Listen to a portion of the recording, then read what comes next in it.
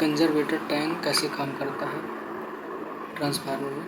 तो जैसे कि आप देख पा रहे हैं ये हमारा ट्रांसफार्मर का टैंक हो गया, मेन टैंक हो गया। ऊपर से ये यहाँ से पाइपलाइन जा रही है, इधर बीच में बकोज रिले हो गया है, इधर से जाके कंजर्वेटर टैंक में हमारा ऑयल भरा रहता है। तो जो छोटे ट्रांसफार्मर होते हैं उसमें सिंगल टैंक होता है, और जो पावर ट्रांसफार्मर या OLTC वाले होते हैं, ऑन लोड टैप चेंजर वाले, तो उसमें क्या है डबल टैंक होता है, बीच से यहाँ डिस्ट्रीब्यूटर रखा होता है। तो अभी पहले छोटे का समझते हैं। तो इसमें जब नॉर्मल कंडीशन में चल रहा होगा तो ऑयल लेवल ये जितना भरा उतना ही रहेगा। जब इसमें हीट बढ़ेगी और ऑयल एक्सपेंड होगा, फैलेगा, तो ये इस माध्यम से धीरे धीरे ये लेवल जो ऑयल का है ये थोड़ा ऊपर हो जाएगा। ठीक है। तो इधर जो गैस भरी होती है ये गैस इसके माध्यम से निकल के ब्रीदर के माध्यम से निकल के बाहर चली जाएगी। अब जब इसका लोड कम होगा ट्रांसफार्मर का और ऑयल ठंडा होगा तो वापस ये इस पोजीशन से घट के अपनी वापस पोजीशन में आ जाएगी।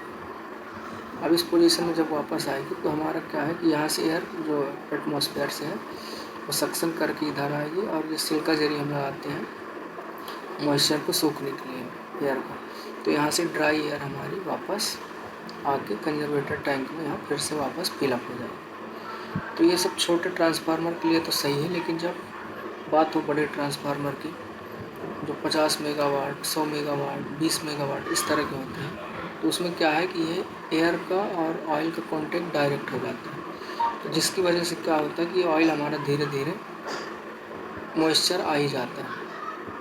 अब जब मॉइस्चर आ जाता है तो हमारा जो इसका ऑयल कलर वो रहता है, डाइलेक्ट्रिक स्ट्रेंथ वो डाउन हो जाती है, जो हमारे ट्रांसफार्मर के लिए सही नहीं होता। तो जो बड़े बड़े ट्रांसफार्मर होते हैं उसमें अब आने लगा है एयर सेल। मैं नेक्स्ट वीडियो में आपको दिखाऊंगा कि एयर सेल कैसे होता है, कैसे काम करता है। सिर्फ अभी ओवरव्यू दे रहा हूँ। तो यहाँ एयर सेल लगा रहता है, और एयर सेल बैग में यहाँ से पाइप निकलता है, डायरेक्ट इससे कनेक्ट रहता है। तो जब यहाँ से ऑयल का प्रेशर बढ़ेगा तो ये हमारा बैग दबेगा अंदर साइड, और बैग जब अंदर दबेगा तो इसमें जो हवा भरी रहती है वो बाहर निकलेगी और सिल्का जेल के माध्यम से बाहर निकल जाएगी। और जब ऑयल हमारा वापस पुरानी पोजीशन में आएगा तो हमारा फिर से वही एयर सक्शन करके और आगे बैग में भर जाएगी। तो इस माध्यम से हमारा एयर का कांटेक्ट और ऑयल का कांटेक्ट बिल्कुल पूरी तरह से अलग हो जाता है। ये तो हो गया पावर ट्रांसफार्मर का और छोटे ट्रांसफार्मर का। अब बात करते हैं जिसमें ऑन लोड टैप चेंजर होता है, तो इसको मैं थोड़ा क्लियर कर लूँ।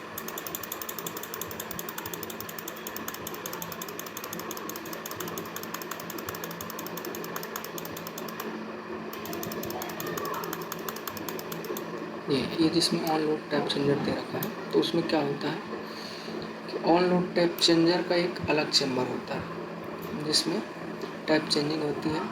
ट्रांसफार्मर का अलग चेम्बर होता है। इसमें क्या है, ट्रांसफार्मर में इसमें कोई मूविंग पार्ट नहीं होता। मूविंग पार्ट ना होने की वजह से जो ऑयल है वो गर्म होता है और ठंडा होता है। बाकी इसमें किसी तरह का खराबी नहीं, मॉइस्चर आ सकता है लेकिन न तो किसी तरह का घिसता नहीं, तो ब्लैक नहीं होता, ख़राब नहीं होता। और इसमें हमारा जो ऑन लोड टैप चेंजर होता है इसमें मूविंग पार्ट्स लगे होते हैं, मोटर चलती है, गियर घूमता है, टैप चेंज होता है, स्पार्किंग होती है, काफ़ी चीज़ें होती हैं जिसकी वजह से ऑयल काला हो जाता है। तो ये हमारा ऑयल जब हमारा टैप चेंजिंग होती है, ऑयल गर्म होता है, तो ये वापस सेम पोजीशन है, यहाँ से निकल के एयर इधर जाती है, और जब गर्म होता है तो ऑयल ऊपर जाता है, और जब वापस पोजीशन में आता है तो अपनी पोजीशन में नीचे आ जाता है। उसमें भी वही एयर यहाँ से बाहर जाती है सिल्का जेल के माध्यम से, और जब अंदर आनी होती है तो यहाँ से ड्राई एयर अंदर आ जाती है। इसमें बीच में लगा रखता है ऑयल सर्ज रिले, OSR। इसको मैं नेक्स्ट वीडियो में बताऊँगा कि ये कैसे काम करता है।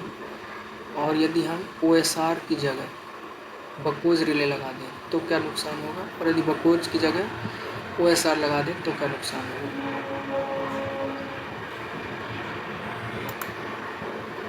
हमारा जो ये मेन टैंक है ट्रांसफार्मर का, इसमें मेंटेनेंस कम रहता है, सिर्फ ऑयल फिल्ट्रेशन का रहता है। ऑयल हमेशा काला नहीं पड़ता, साफ रहता है, लॉन्ग लाइफ होती है।